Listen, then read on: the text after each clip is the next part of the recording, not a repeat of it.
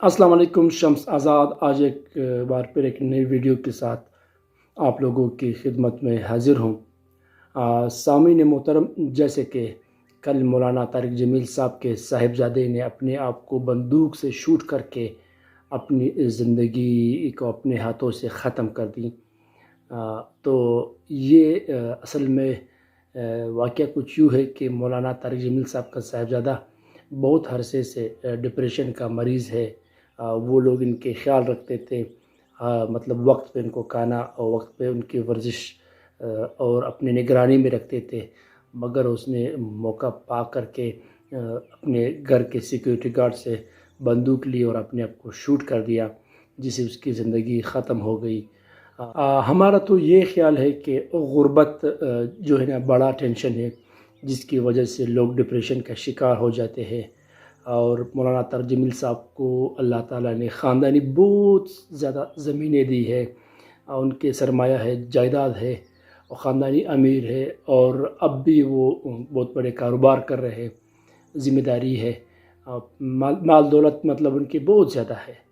और दूसरी बात ये है कि किसी के घर में कोई बहुत बड़ा परेशानी हो, किसी का बेटा मर जाए या किसी के घर में औलाद ना हो या कोई और परेशानी हो, तो इस परेशानी की वजह से लोग डिप्रेशन का शिकार होते हैं। मगर ये बात भी गलत साबित हुई। और तीसरी बात ये है कि हमें लोग कहते हैं कि मुझे पसंद की बीवी नहीं मिली, मैंने पसंद की शादी नहीं की। तो इसी तरह मौलाना तारिक साहब के बेटे के साथ ये सब कुछ था। उसने शादी भी पसंद की थी, रोज़गार भी था, यानी माल दौलत इतने थे कि उनका दिल जो चाहे ख़रीद सकता है, गाड़ी हो, बंगला हो, जो चीज़ इनकी ज़िंदगी में ज़रूरत हो वो इनको मिल सकता था। मगर उसके बावजूद वो डिप्रेशन का शिकार हुआ। इसकी वजह ये है कि डिप्रेशन का शिकार होना इंसान के अपने हाथ में है। अगर इंसान ने अपने आप पे काबू पाया तो वो गुर्बत में भी ज़िंदगी गुजार सकते हैं। हमें मालूम है कि बहुत से लोगों पर करोड़ों रुपए का कर्ज़ा होता है, मगर फिर भी वो लोग ज़िंदगी पुरसुकून गुजारते हैं।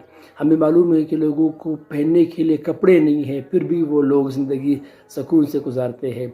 हमें मालूम है कि कुछ लोगों को पसंद के तो क्या वैसी ही औरत नहीं मिलती कि उसके साथ शादी करे, मगर वो फिर भी सुकून ज़िंदगी गुजारते हैं। ये सुकून जो है ना, ये इंसान के अपने हाथ में है। अगर इंसान ने अपने आप को डिप्रेशन में डालना था तो ये दुनिया की कोई भी ताकत, न डॉक्टर हो, न कोई आलिम दीन हो, न कोई माल दौलत, कोई चीज़ भी इंसान को सुकून में नहीं रख सकता है जब तक इंसान ख़ुद अपने आप पर काबू न रखे। छोटी छोटी परेशानियों के इंसान अपने लिए बड़ी परेशानी न समझे तो हर मसले का हल होता है। तो मैं अपने जवानों को यही पैगाम देता हूँ कि जब भी कोई परेशानी हो तो उस परेशानी का हल निकालो। अगर हल न निकलता तो इसके बाद आप डिप्रेशन का शिकार हो जाओ। तो इसी डिप्रेशन में फिर लोग बीवी को भी मारते हैं और फिर लोग वो बीवी को भी छोड़ते हैं। वही बीवी जो उसने पसंद किया हो, कल फिर वो डिप्रेशन का शिकार हो करके उस बीवी से दूरी इख्तियार करना चाहते हैं। ये जो है ना, ये एक मसला भी बना हुआ है हमारे माशरे में कि लोग नफ्सियात के शिकार हैं। इसकी बुनियादी वजह यह है कि हम ऐसे अपने लिए अपने ख़यालात को ऐसे रखते हैं कि मामूली सा कोई प्रॉब्लम हो तो हम लोग उसको बढ़ चढ़ के अपने लिए पेश करते हैं, अपने साथ जुल्म करते हैं। जो गुज़री हुई ज़िंदगी है वो भी बेचैनी के साथ गुज़र जाती है और आखिर में अपने आप को ख़त्म करके आइंदा आखिरत वाली ज़िंदगी भी हमारी ख़राब हो जाती है। तो लिहाजा हर नौजवान को मेरा यही पैगाम है कि टेंशन को, कोई मसला को सीरियस न ले। हर मसले का हल होता है। ऐसी दुनिया में कोई मसला आया ही नहीं है, जब मसला बनता है तो इसका मतलब ये इसका हल भी है। अगर मसले का हल ना होता तो फिर ये मसला बनता भी नहीं। तो हर मसले का हल होता है।